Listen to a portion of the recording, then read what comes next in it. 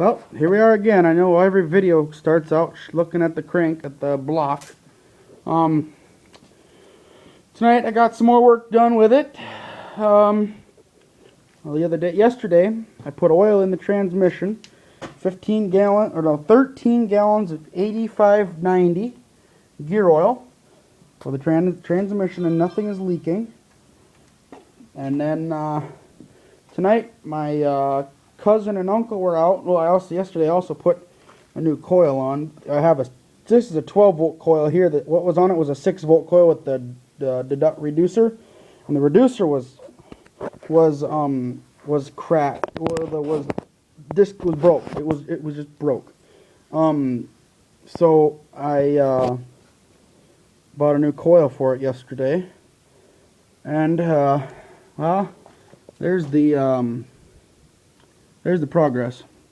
Pulled out all 4 pistons because I figured, what the heck? I pulled out one. We dropped the sleeve in earlier this evening because I had it. One trick that I was taught was to take and put that sleeve in the freezer, in the deep freeze, where you keep your frozen food items, your your meat and everything, for about over 24 hours, because that steel will shrink, and then it will slide down in there better. It slid down, and it slid down about I'd say about that far on the sleeve, and then we set a 4x4 block on top of it, and we tapped it down, and it slid right into place. My uncle said he's done about 5 or 6, well, more than 5 or 6. He's done quite a few tractors, put new sleeves and pistons in, and he said that was the easiest one he had go in.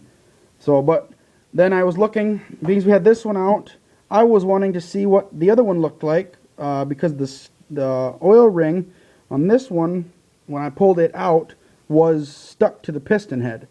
So we decided, I looked, and this was the one that had water in it right next to it, had the most water in it next to the first one here, and so we pulled this one out, and we pulled it out, and I got this piston, there it is, and I got bugs.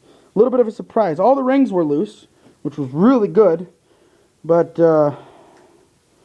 if you can see, I might have to grab a light of some sort here.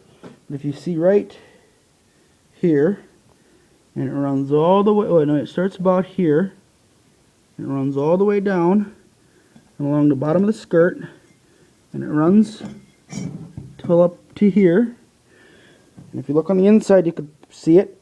This piston, the aluminum piston, is cracked. This side of the skirt on here would disconnect, and it's actually broken in here along the side of the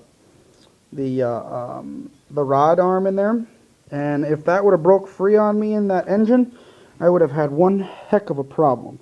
So good thing I bought the new piston head, or the new sleeve, piston, and rings. I have an extra set of rings, all except for the oil retainer, because the oil retainer that I pulled out of the piston that I redid was bad. It was ugly. So, but this piston is cracked, as well as this bad sleeve. So these are my bad parts, my 2 misfit bad parts that I got. So we pulled the other pistons out. They were all good. So this one is the one that came out of that number 4 hole, and so we decided, well, that one was cracked. We might as well check and make sure the other ones aren't. We pulled the first 2 out, and they were perfect. They were just absolutely perfect. But I'm not putting them back in right away, because I'm going to get the bearings, the rod bearings for underneath, because the ones that were on there were warped or are worn real bad.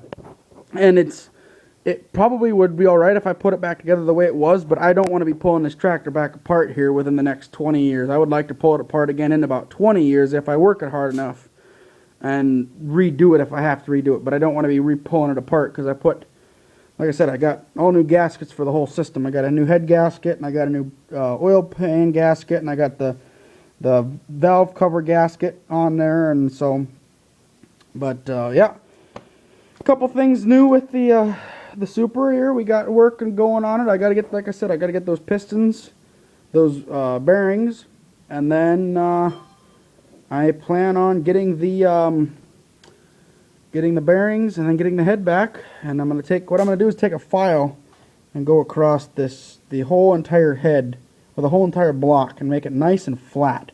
That way everything is good and flat. So when I put this sucker together, everything on it is the way it needs to be when it goes back together. So, but yeah, like I said, there's quite a bit of difference in working today. What I did do it, but we did do it. But like I said, the sleeves we felt in the sleeves. All the sleeves that go, that one's especially really good.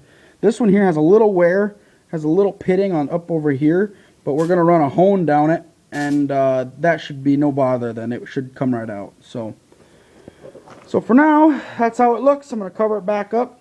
I took the pistons in the house, so those are in the house for the night, so that way I can keep them wrapped up and clean. I'm gonna keep them in big sandwich bags.